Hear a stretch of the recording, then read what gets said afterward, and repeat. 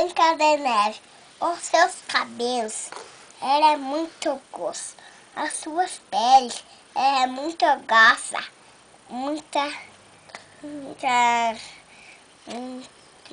torta com a neve.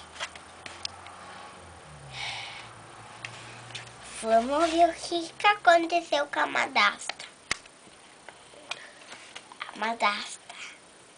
A madrasta. O espelho mágico disse para a madrasta: eu sou mais bela do que eu. Ele não vestiu uma aranha.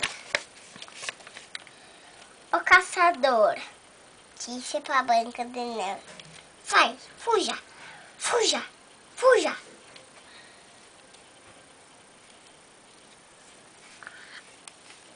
A madrasta era uma bruxa. Vendeu uma maçã muito. E a Branca de Neve comeu a maçã. Só que na noite amanheceu. Branca de Neve podia dormir. Mas não! A bruxa fez uma nova menininha e se informou numa criança, uma criança chama Branca de Neve. Mas ela nunca poderia dormir. O que aconteceu aqui? O que aconteceu nessa noite? À noite, de lá apareceu um príncipe e deu um beijo na Branca de Neve. Só que primeiro a Branca de Neve nunca poderia.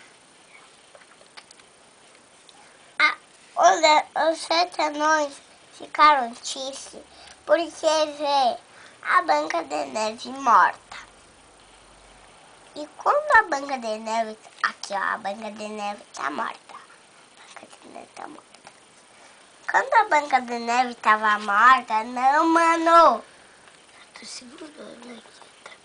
Tá bom. Segura, senão vai cair o livro. Tá. Mas a Branca de Neve tava morta. Botaram dentro de um caixão de vidro. E os anões ficaram tristes. E o príncipe deu um beijão na Branca de Neve.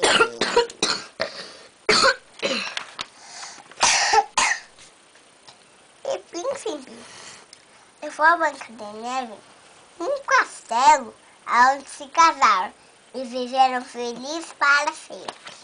Ponto. Que legal. Viveram felizes para sempre.